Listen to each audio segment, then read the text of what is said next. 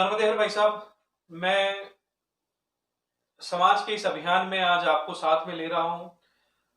समाज का एक अभियान जो हमने छेड़ रखा है, नर्मदा प्रखर ने छेड़ रखा है, जिसमें अपने स्वजनों के विचार हम समाज के जन जन तक पहुंचाने का प्रयास कर रहे हैं।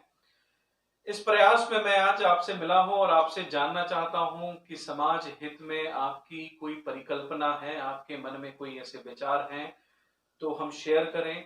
और एक संक्षिप्त परिचय से शुरुआत करते हैं आपकी। नमस्ते, जय गुरुदेव, नर्मदे हर सभी को।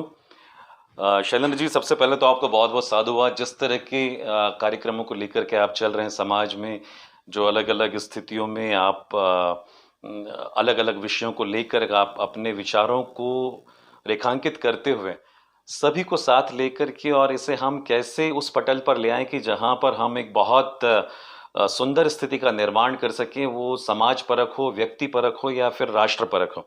तो इसके लिए मैं आपको साधुवाद देना चाहूँगा सबसे पहले।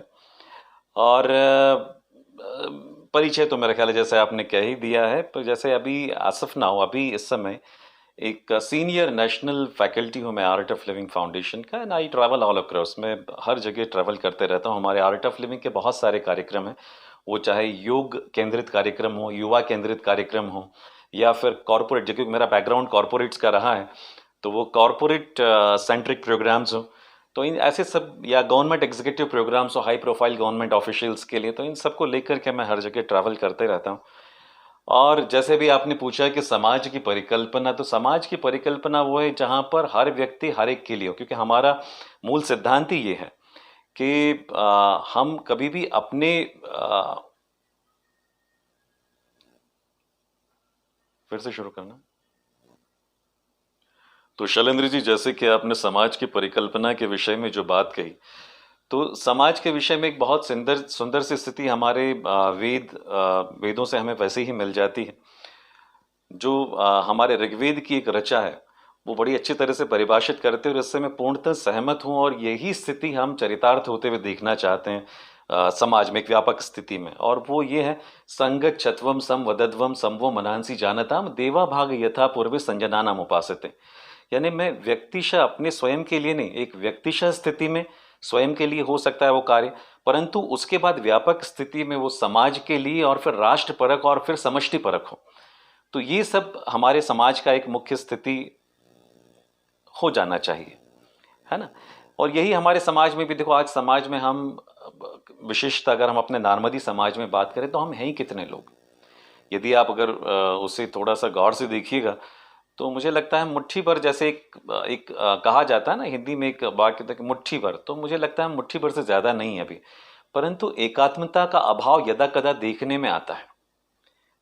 तो वो एकात्मता की स्थिति जब हमारी सुदृढ़ हो जाएगी तो मुझे लगता है कि हम अपने समाज को लेकर के, अपने समाज को संगठित करते हुए, और हम पूरे विश्व के लिए एक बड़ा व्यापक संदेश देने का एक बहुत बड़ा माध्यम बनकर पृष्ठ पर उभरेंगे। एकात्मता से तात्पर्य समाज की एकात्मता, या इस विश्व के रूप में आप समाज को कहीं एकात्म भाव से देखते हैं? देखिए, जैसे मैंने आपको उस श्लोक में आपको ये बात कह दिया ना, संगच्छत्वम संवदध्वम समवो मनांसि जानताम देवा भाग यथा पूर्व संजनानाम उपासते।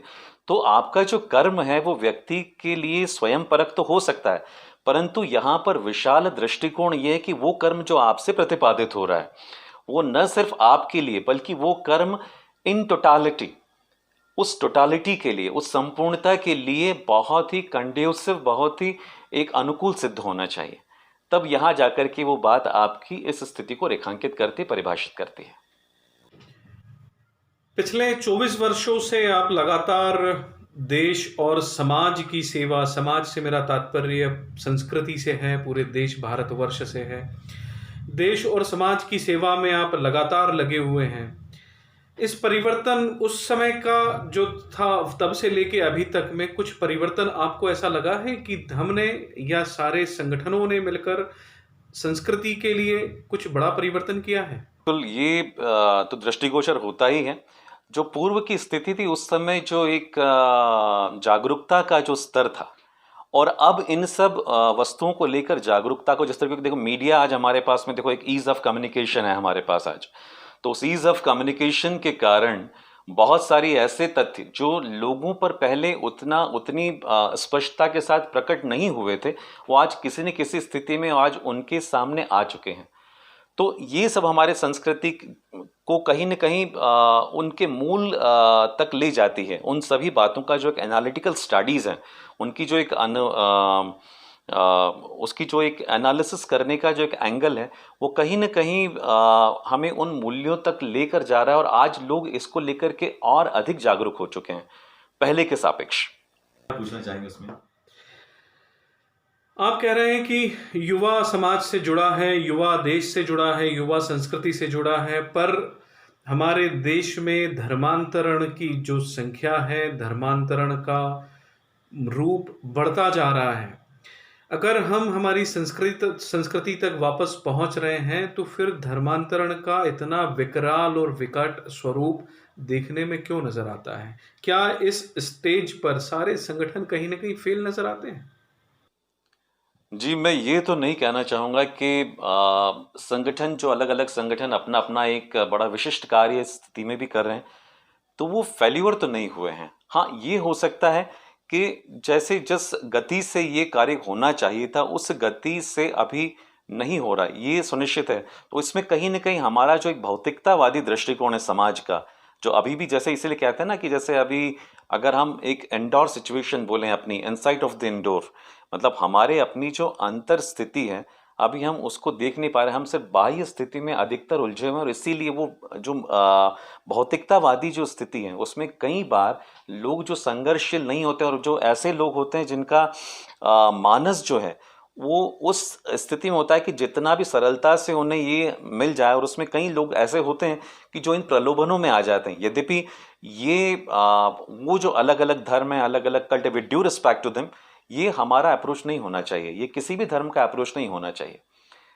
तो ये बात सुनिश्चित है कि कहीं न कहीं हम उस एक तीव्रता के साथ हमारे कार्य में, हो सकता है हमारी कार्यशैली में, या फिर हो सकता है हमारी क्षमता में, या क्षमता पर मैं प्रश्न नहीं उठाऊंगा, लेकिन कहीं हो सकता है कि हमारे वो जो कार्य करने की शैली है, या उसका जो एक क्रम हो सकता है, या जो उसमें एक हमारी प्राथमिकताएं हो सकती है, वो कहीं न कहीं हम उसे हाशिए पर रख देते हैं। तो शायद एक कारण हो सकता है, पर ये स्थिति बड़ी टिपिकल है। लेकिन उसके उपरांत भी मैं ये कहना चाहूँगा कि पहले के सापेक्ष, पहले के कंपैरिजन में अभी जो काम हो रहे हैं, जैसे घर वापसी के लिए बहुत सारे काम अभी हुए हैं, लोगों के मानस उस स्थिति में आकर के कहीं न कहीं वहाँ पर झुक भी रहा है, झुकाव भी आ रहा है लोगों का।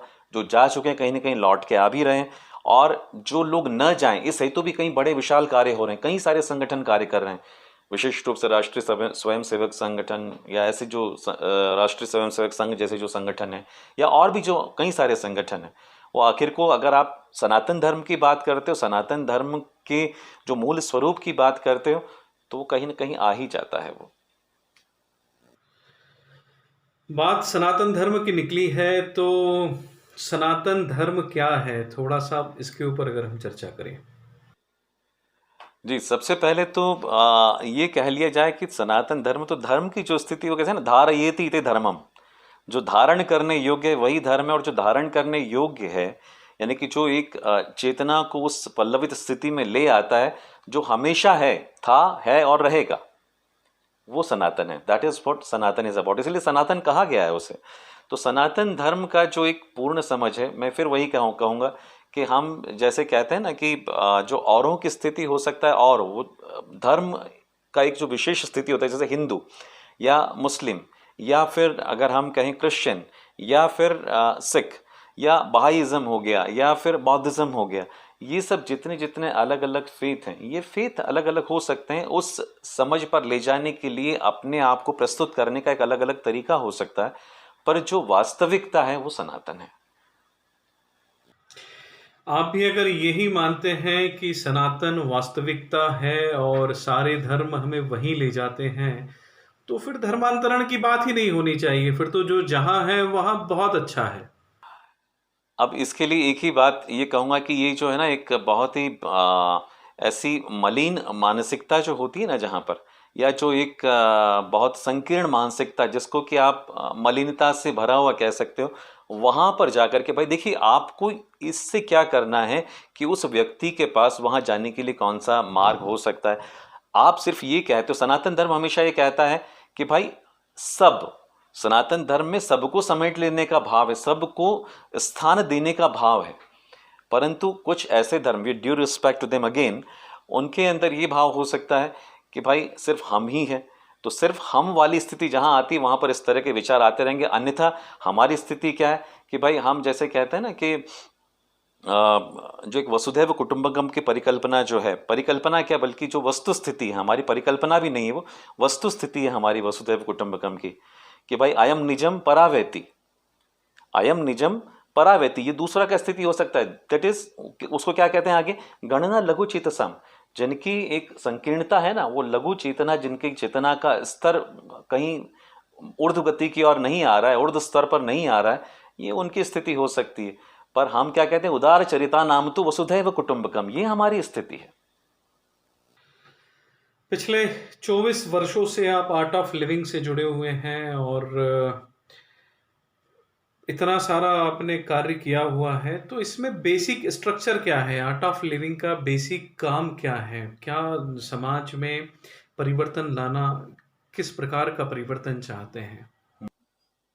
जी देखिए, आर्ट ऑफ लिविंग फाउंडेशन, ये परम पूज्य गुरुदेव श्री श्री रविशंकर जी प्रणीत एक बहुत सुंदर भावधारा है। और इस भावधारा का मुख्य उद्देश्य जो है एक ऐसे समाज का निर्माण करना जो कि पूर्णतः स्वस्थ हो, स्वच्छ हो, सुशिक्षित हो, जहाँ पर सौहार्दता हो, एक सुंदर सामंजस्य हो हर एक व्यक्ति में, हर एक व्यक्ति के प्रति, और व्याधियों का और ऐसे व्यसनों का अभाव हो। यानी कुल मिलाकर यदि मैं बात करूं तो एक सुंदर दिव्य समाज निर्माण करने का हेतु लेकर इस भावधारा को स्थापित किया था परम पूज्य गुरुदेव श्री श्री रविशंकर जी ने। और इसमें कई सारे कार्यक्रम अलग अलग भी होते हैं। जैसे मुख्यतः अगर आप देखिएगा तो इसमें समाज के हर वर्ग का सर्वांगीण विकास हो, ये एक मुख्य ध्येय है। इन सभी बातों को रेखांकित करते हुए कह रहा हूँ। तो इसमें क्या है कि कुछ कार्यक्रम भी ऐसे होते हैं जो आपके फिजिकल लेवल पर, मेंटल लेवल पर, इमोशनल लेवल पर, स्पिरिचुअल लेवल पर आपको अपलिफ्ट करें। ये एक बड़ी सुंदर सी स्थिति है इसमें। तो उसमें कई सारे कार्यक्रमों का समावेश है। जैसे मैंने पूर्व में कहा कि योग परक कार्यक्रम है ना, या योग के उपरांत, जैसे अगर अष्टांग योग की बात करूं मैं, तो अष्टांग योग में यम, नियम, आसन, प्राणायाम, प्रत्याहार, ध्यान, धारणा, समाधि, ऐसी कई सारी स्थितियां हो सकती है। पर कुछ साधनाएं ऐसी भी हैं जो इसके उपरांत भी, इसके परे भी आपको ले जाने का सामर्थ्य रखती हैं।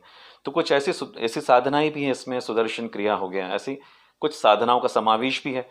तो अब जैसे मैंने कहा कि इसमें योग, ज्ञान, ध्यान, प्राणायाम और इन साधनाओं का ऐसा इतना सुंदर समावेश है। हमारे वेद, वेदांग, उपनिषद, उपरिधि, इन सब से जो इतना एक सुंदर हमें जो ज्ञान मिला है, वो एक व्यक्ति अपने जीवन में कैसे उतार सकता है एक प्रैक्टिकलिटी में।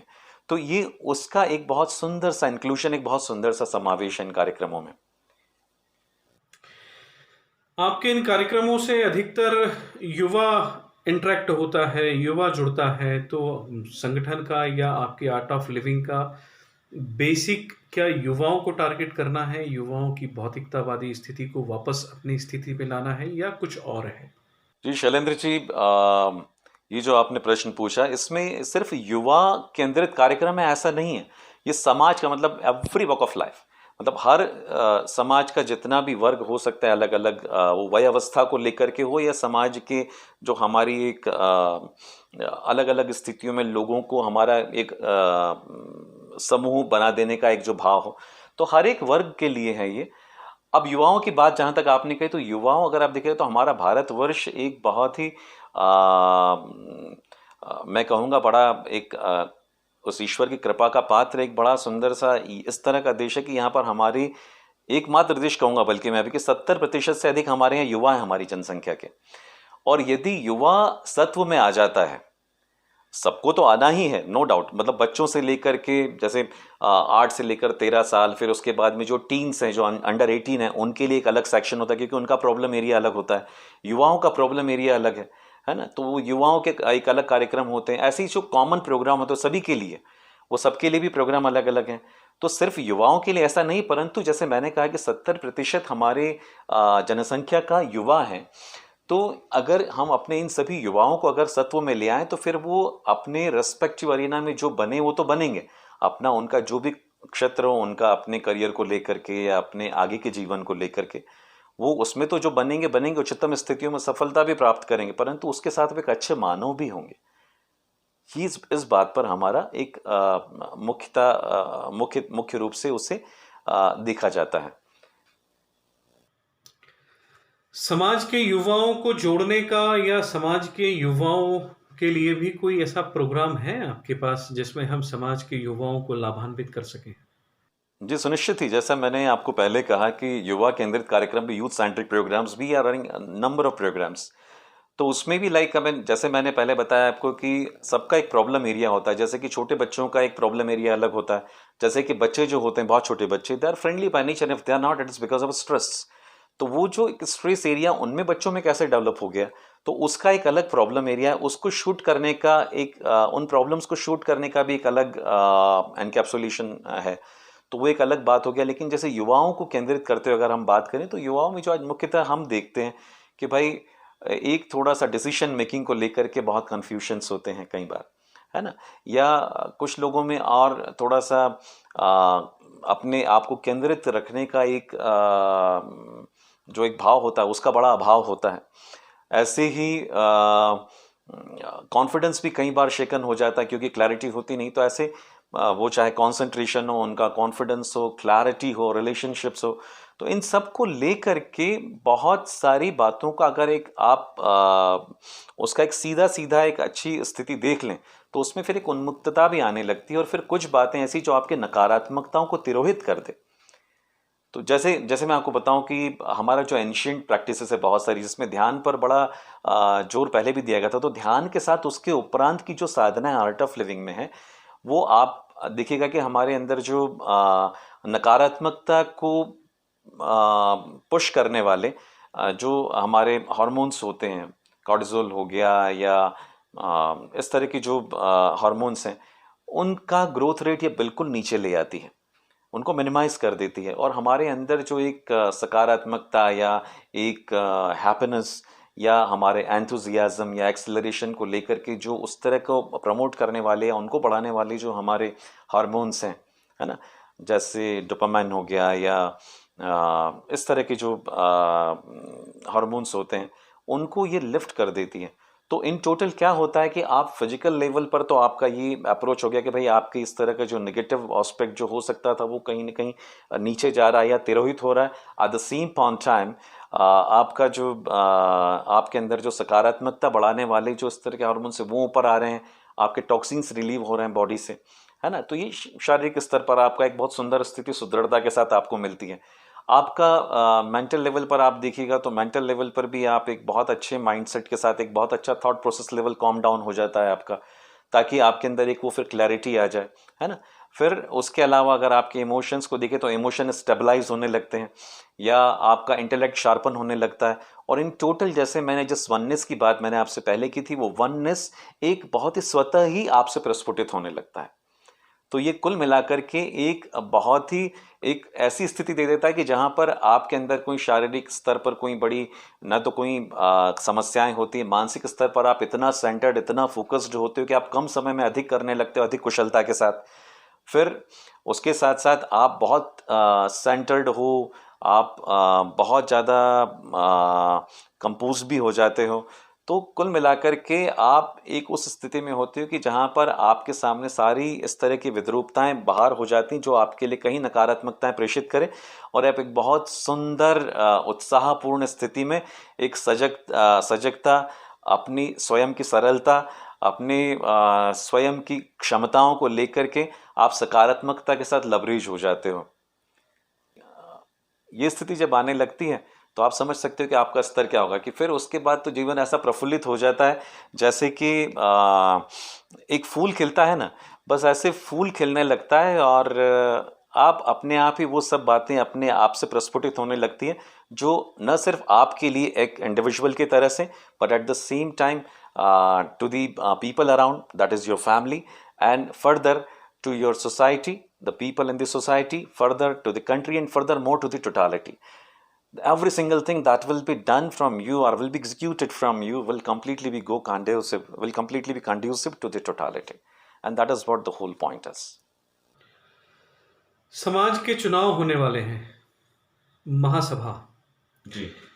हमारे समाज का एक ऐसा संगठन जो समाज को रिप्रेजेंट करता है।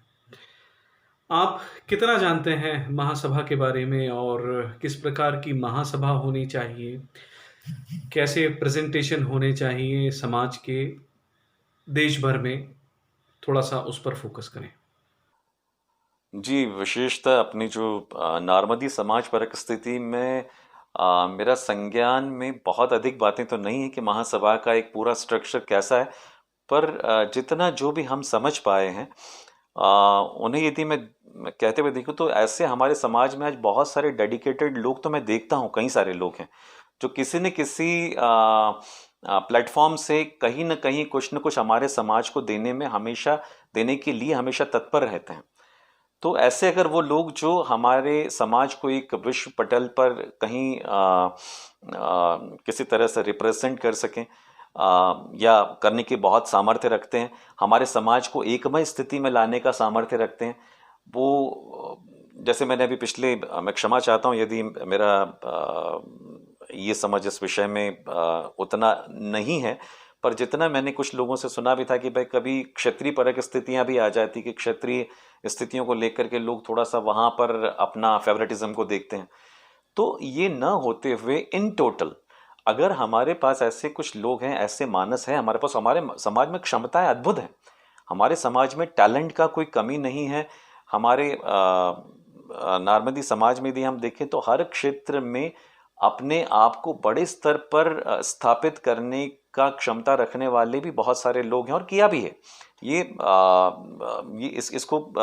ये सिद्ध स्थिति है, इसके बारे में कहीं कोई संशय नहीं है।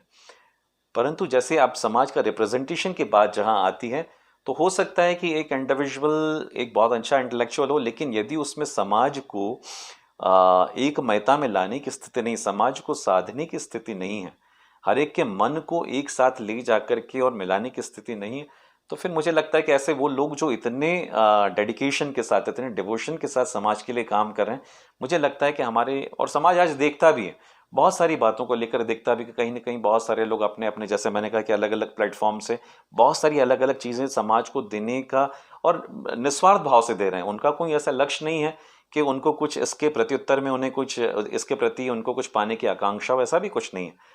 तो ऐसे वो लोग हैं जो पूरा डेडिकेशन के साथ काम कर सकते हैं और मेरे ख्याल है उसकी लिस्ट भी आप अपने आसपास कई सारे लोगों को अगर देखेंगे तो बहुत बड़ी बन जाएगी। और इसी संदर्भ में जैसे युवाओं की स्थिति को लेकर के अभी आपने मुझसे पहले भी चर्चा की थी, और जैसे 70% अगर देश का जनसंख्या अगर है तो हमारे भी समाज का 70% जो स्ट्रेंथ है वो 70% अगर आप देखिएगा तो वो युवा ही हैं। तो युवाओं में भी आज मैं देखता हूँ कई सारे युवागण ऐसे हैं जो समाज को बिल्कुल हर क्षण किसी न किसी बात से, किसी न किसी प्रोजेक्ट से, किसी न किसी अपने जो भी उनके कार्य करने का जो स्थिति है, जिस भी स्थिति में वो कार्य कर रहे हैं, समाज को कहीं ना कहीं वो उसमें ले ही लेते हैं साथ में। तो ऐसे जो हमेशा कनेक्ट करने की सिचुएशन हो और समाज के लिए करने का भाव, ऐसे उन युवाओं को भी आगे स्वयं से आना चाहिए।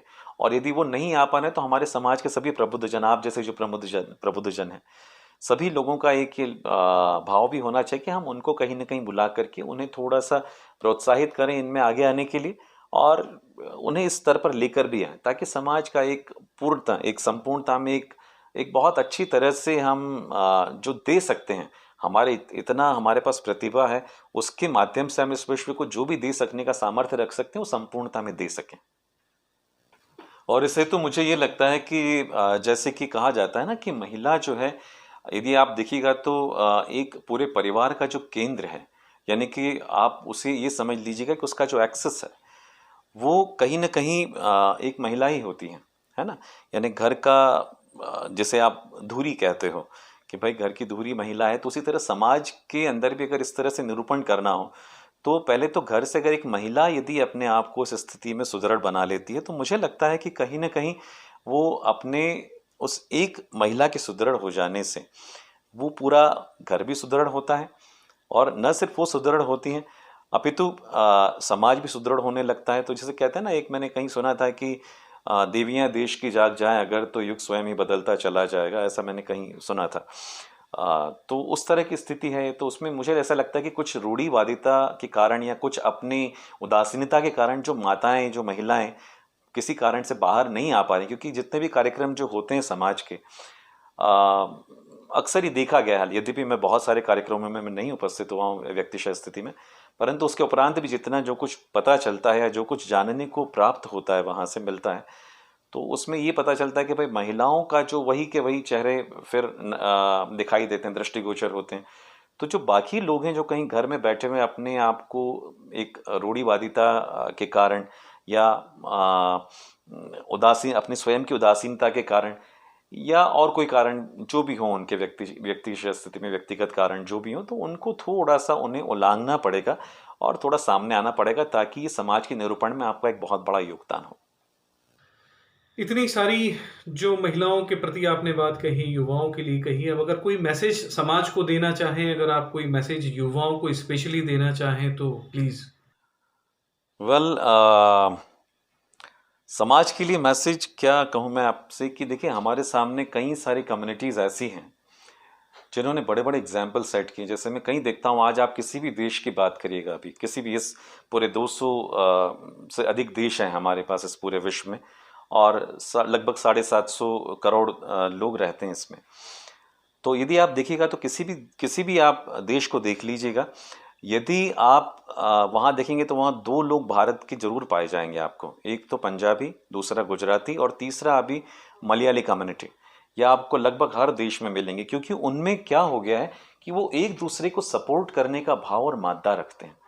तो मुझे लगता है कि जैसे अब मराठी कम्युनिटीज़ में भी आप देखिएगा, आज वो अपने लेवल पर, जैसे कहते हैं ना, वो आपला मानुस, यद्यपि वो एक स्थिति थोड़ी संकीर्णता की है, इसमें कोई संदेह नहीं, परंतु उसके उपरांत भी यदि अगर हम अपने अंदर उस विशालता, उस संकीर्णता को न रखते हुए यदि अपने व्यक्ति के प्रति यदि हम एक थोड़ा सा कहीं ना कहीं एक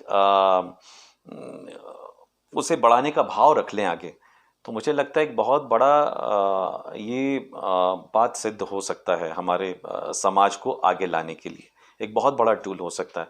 तो मुझे यही लगता है कि भाई सबको लेकर के आगे बढ़ते चलो, हंसो हंसाओ, मत फंसो मत फंसाओ, और समाज को लेकर के आगे बढ़ते जाओ। And for the youth, just see to it that you are exploring everything to the optimum high level. If you are the ones who are, bearing the shoulder, bearing the, whole responsibility of our country now. So you need to be very, very clear about every single thing. अपने सभी लक्ष्यों को लेकर के बिल्कुल एक संशयहीन स्थिति में रहिएगा। और जैसे मैंने कहा कि थोड़ा सा, जैसे हमने एंशिएंट प्रैक्टिसेस, हमारे पास बहुत सारी मेडिटेशन है, ये सब आपको इनमें बहुत लाभ करते हैं। और जैसे आर्ट ऑफ लिविंग के हमारे जो प्रोग्राम्स हैं, अभी हमारे कई सारे कार्यक्रम हो भी रहे हैं इस संदर्भ में। तो आप चाहें तो हमारे जैसे शैलेंद्र जी हैं, कभी आप करना चाहें तो संपर्क आप शैलेंद्र जी से ज़रूर कर लीजिएगा। तो इन कार्यक्रमों में भी, और ये थोड़ा सा लर्न करने की बात इसलिए कि इनिशियल स्टेज में आपको इन सबको थोड़ा सा लर्न करने की ज़रूरत है। तो उसके लिए किसी एक योगी फैकल्टी के पास में आप जा कर के लर्न करें, तो ये थोड़ा सा एक अच्छी स्थिति रहेगी। तो just see to it that you are doing it to the optimum. Just mind it, see we have the capacity to raise our hand to this level, so need not to put it there, right? So we need to just do the the whole amount of our capacity, right? So do it to the optimum high level to it, and just have a wonderful, amazing, awesome, fantastic, fabulous, fantabulous, happy, healthy, beautiful and blissful life ahead. Lots of love and blessings. Narmade har sabhi ko.